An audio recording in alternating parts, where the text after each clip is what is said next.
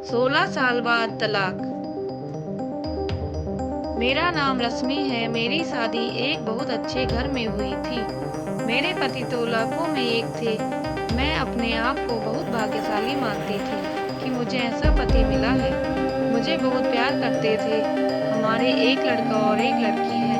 हमारी शादी को करीब 16 साल हो गए थे। हर खुशी मुझे उन्होंने दी। मैं भगवान से अपने लिए इससे अच्छा पति नहीं मान सकती थी। मेरी लड़की 14 साल की है और लड़का 10 साल का है। पति का कारोबार भी बहुत अच्छा चल रहा है।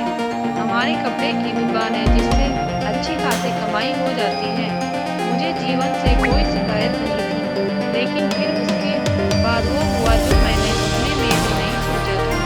मेरे पति एक दिन मुझसे कहते हैं कि उन्हें किसी से प्यार है और वो उससे शादी करना चाहते हैं। एक दिन अचानक से यह बात उन्होंने मुझे बताई। शुरुआत में मुझे लगा कि वो मजाक कर रहे हैं, लेकिन फिर थोड़ी ही देर बाद मैं समझ गई थी कि वो सच बोल रहे हैं। वो मेरे पति हैं। कब सच बोल रहे हैं, कब झूठ, इस बात का मुझे अच्छे से पता चल जाता है। लेकिन इतने दिनों तक मैं कैसे धोखा खाती रही। उनका शादी के बाद अफेयर चलता रहा और मुझे पता भी नहीं चला। या तो वो झूठ बोल रहे थे या बहुत चालाक थे जो इतने दिनों तक मुझसे छिपा सके। मेरे मन में यही सब चल रहा था कि वो बोले कि उन्हें तलाक चाहिए, शादी के 16 साल बाद उन्हें तलाक चाहिए।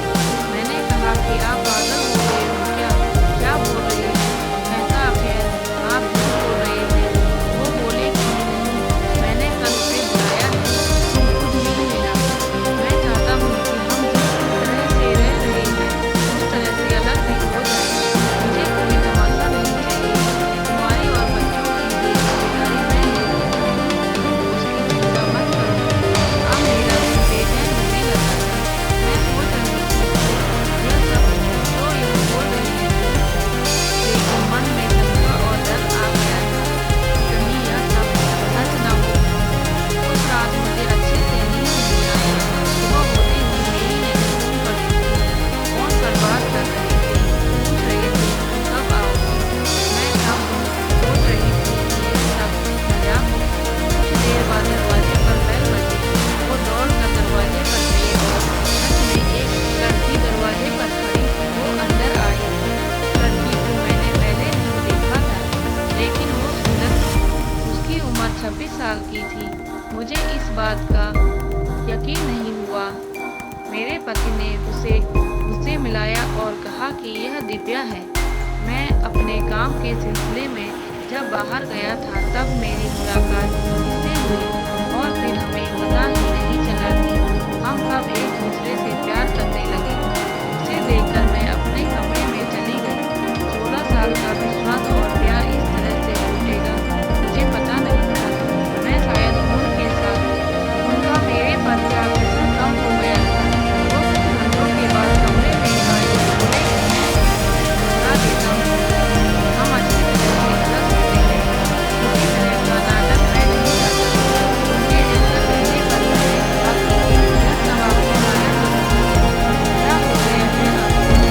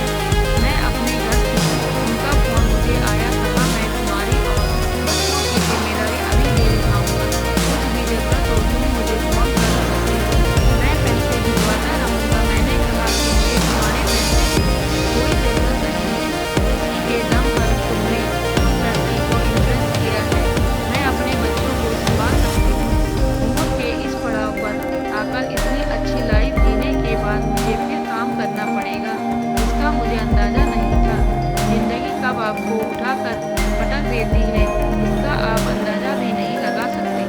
मुझे भी इतने सालों तक उनके साथ रहने के बाद कपड़े का अच्छा अनुभव हो चुका था। इसीलिए मैंने भी अपने घर से कपड़े का काम शुरू करना चाहती थी। उनका फ़ोन मुझे आता रहता, बोलती कि तुम मुझसे पैसे ले सकती हो, नया काम शुरू करना है तो मैं पैसे दे दूँगी, लेकिन मैं नहीं मानूँगी। मैंने बोला कि आप हमारी सलाह से क्या करेंगे? उन्होंने भी कहा, मैंने अपने रिश्ते पर पूरा कुछ शुरू किया, लेकिन हमारे घरवाले तो राज़ी थे।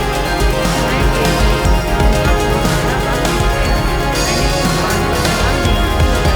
मैं अब उनसे बात भी नहीं करना चाहती थी। तलाक मेरा फ्यूचर तय कर दो। मैंने उन्हें कहा था कि आप मुझे कहना आओगे, जहाँ पढ़ाई करना है कर लूँगी। मैंने अपने काम पर ध्यान देना शुरू कर दिया। मुझे कुछ बात खरीदने के लिए बाहर जाना था। उन्हें भी उनके साथ रहने पर मुझे यह पता था कि क्या खरीदना और कहाँ से खरीदना है। उनका यह अनुभव मेरे काम आया। मैं उस शहर सामान खरीदने के लिए गई। मैं वहाँ पहुँचकर उस दुकान से माल खरीद ही रही थी कि मुझे वहाँ दिव्या दिखाई दी।